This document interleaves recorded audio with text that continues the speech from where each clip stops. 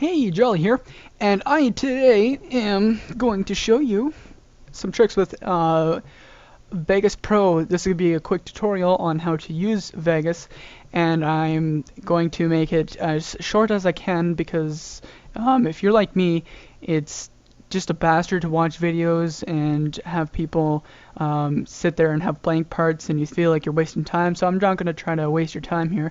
I'm just going to jump in. I'm going to do this as quick as possible. If you miss anything, you can go back on your own time. I'm just going to show you pretty much what I know and what I've been using to make videos on my channel. And Vegas is really simple, and you just take it. It's drag and drop kind of stuff. So let's say I went and did Outlast. I want to take shit like this. This is what my actual files look like. I'm just gonna drop that in. Note that there's nothing there.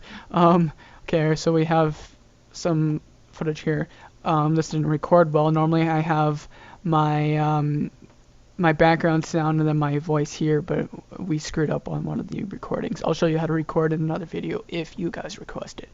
Anyways, the main tool that you're going to use is the splitting tool, and the hotkey for that is S. You're just going to hit S and boom.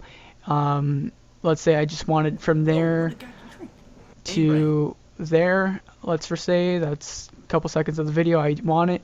I can now take that new clip and I can drag it wherever I want. I can make a montage. Let's say I wanted this part, and then we'll just take this and then we add it onto there, and then we can play smoothly.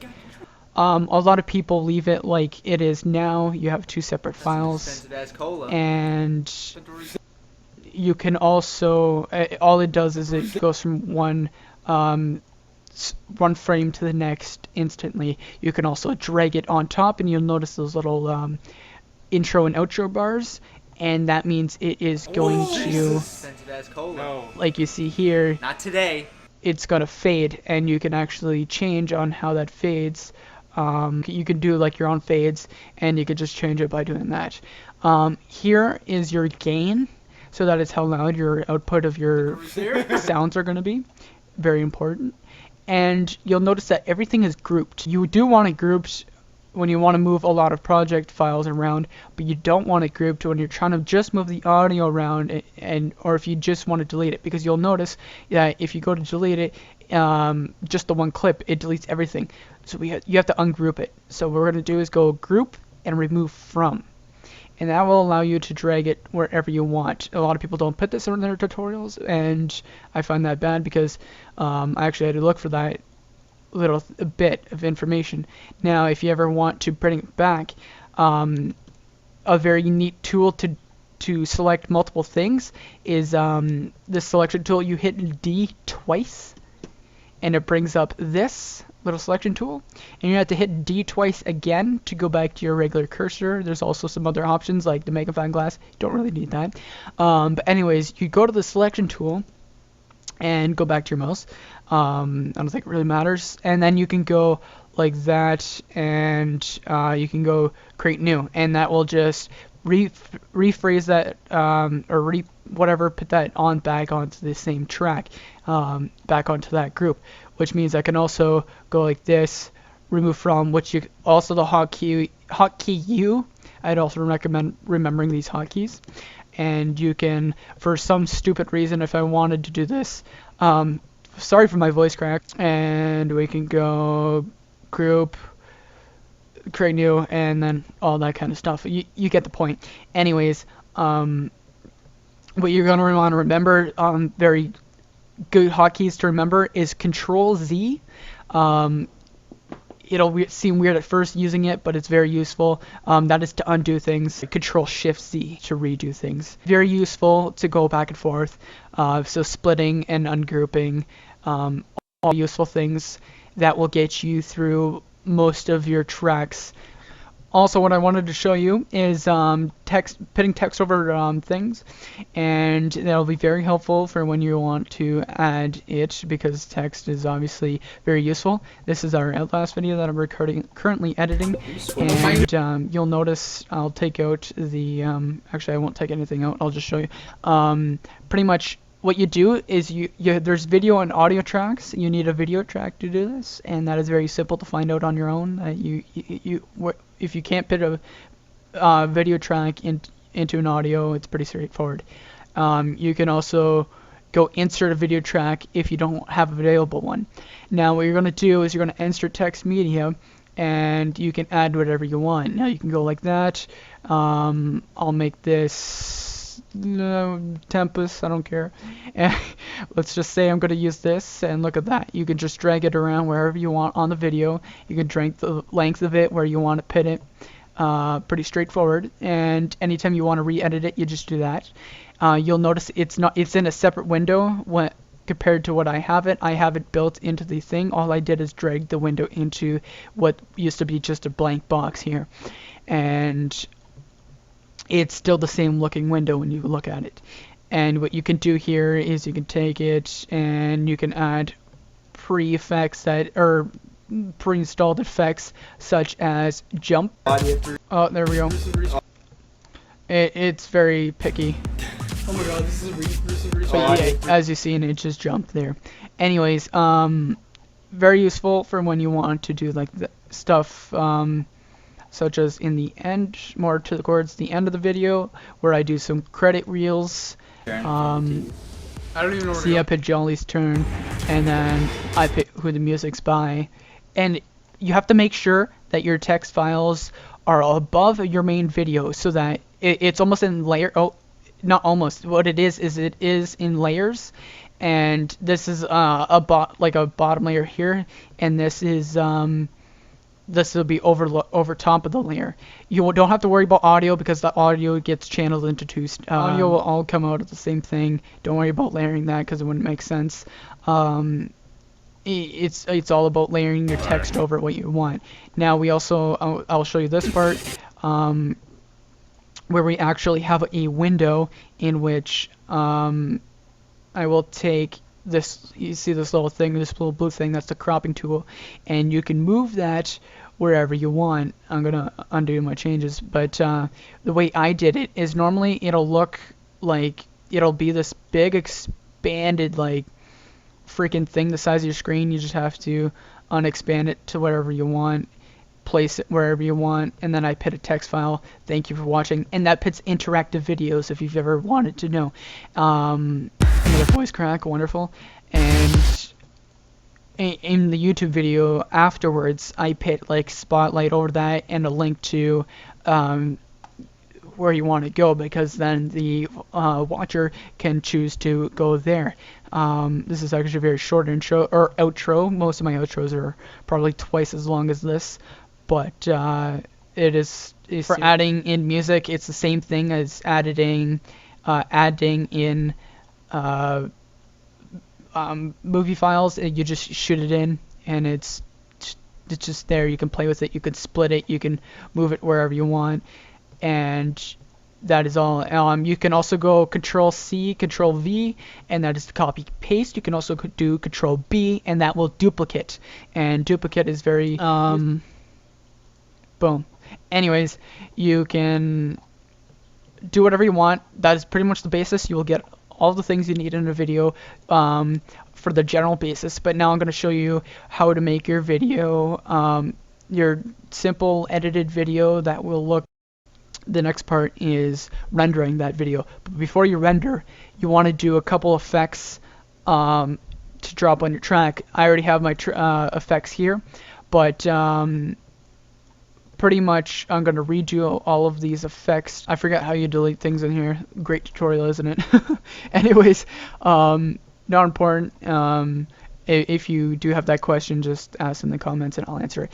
Anyways, before you render a video, what you're going to do is you're going to go color corrector, and this is just all visual effects or visual whatever you want to call it, that will get your video to look beautiful. You're going to take the I take the default and I put it there, and I go more natural lighting for the lows, which is up in the yellow and red a bit, and then for the highs I go down into the aquamarine and blue. I think that's aquamarine. I don't even know. Another voice crack. And then we go color corrector secondary. And we'll go default, and we'll drop that down on the track. We'll go custom, and we'll go up into the more natural colors. Also, what I missed is you can also go back and forth in between your color corrector and secondary, but in the color corrector you're going to want to add some saturation, because that'll make it really deep and vibrant, and you don't want to add too much. You want it to be subtle, so you're going to go, what I like to do is 0.2, and that will just be, oh wait, we'll go 1.2, and it'll be a very subtle effect. But anyways, yeah, I know you'll see here, this is different ways you want to do it. You don't want to overdo things. You just want it to look natural, but a little bit of vibrance to it. And that being said, you'll see the difference when I click it on and off. There's quite the big difference, especially even the secondary one will add that little bit of hue that will be very good. It'll complement the saturation. And last thing you like to edit, and a lot of people love to do, but do not overdo, because it might look bad if you overdo it. But I take the default sharpen and I shoot that on the track, and I make it very subtle. 0.1 is all I need, and I find doing more than that will bring out a lot of the whites, and it'll look like crap. And you'll notice that it complete different. You go from almost a blur to a sharpness. Anyways, the last thing you ever want to do, and you're always going to want to do, is you're going to want to select only your video track. So you're going to hit DD, and you see how I have all these are text files, or those are video tracks as well. And only select, this will only work if you select your video files. And you can also go control and grab those two, hold control, and you're going to go edit switches, disable resample. Always do this right before you end the video, or during the video, or anytime you're right before you're about to render it. Disable resample. Some people will do this right away when they load in their project file. They go property, disable resample. I like to just grab it all after editing, make sure I do that, make sure it's a part of my routine, and then I'll go and double check that I did it again to make sure it's off. I'm not even quite like 100% sure. I just what it does, I just know it fucking completely wrecks the quality. And I accidentally kept it on one of my videos the one time, and it was just completely different. What we're gonna do is, we have this big file all ready to go. I'm just gonna, you never want your bar to be like in the middle of the freaking track when you're trying to render loops. So what I'm gonna do is I'm gonna pull up this. I always do it this way, because it's better safe than sorry. You don't want to spend like an hour rendering half a track if it's a long video.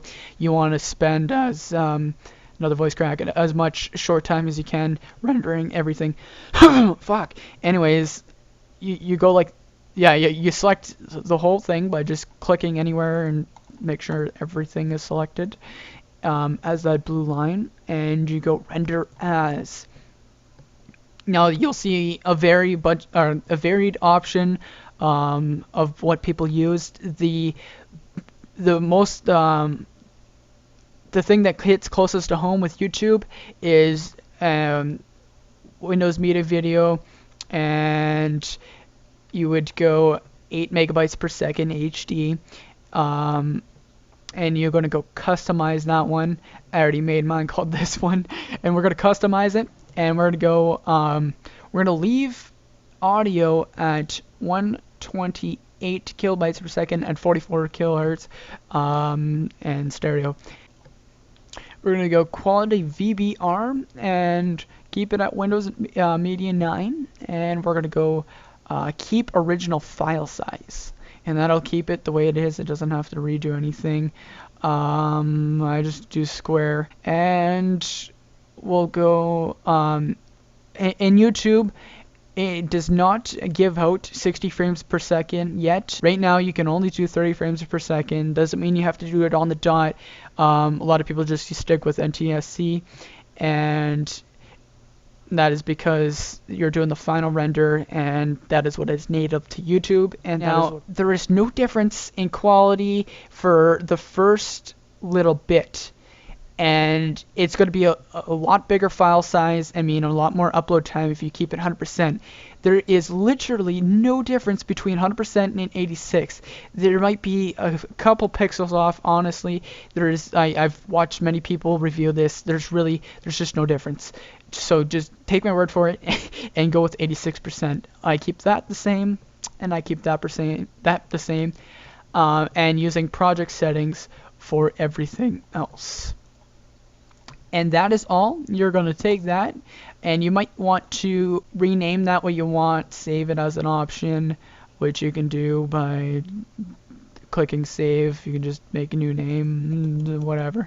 Anyways, and you're going to take that, and you're going to click render. Now, the next step is just a very long loading bar, in which I don't need to render this video again because I already have. And that is literally the quickest way I could show you all the tips and tricks on how to edit videos in Sony Vegas. I hope that was quick enough. If you have to go back, I'm sorry for going so quick. Again, just remember hotkeys. That's all I can really tell you to make yourself efficient. The first time coming into this, if you've never used an editing program, you're probably this is all gonna be foreign, and it's gonna be a couple videos before you're comfortable doing things. Even coming in, if you know After Effects or anything else in video editing, you might be a little bit more comfortable. It won't take as many hours, but it is gonna take a couple hours. It is a slight learning curve, but it's pretty basic. It's just layering, and it already has some built-in text stuff for you to play with. From that on, you just experiment, and you go on your own from here. If you have any other questions, comments, concerns, then please just leave it in the comments. I will definitely get back to you as soon as I can, and back to everyone. If you like this, then I hope you like us up, and look us up, subscribe to us, and yeah, thank you for watching, and I'll see you in the next one.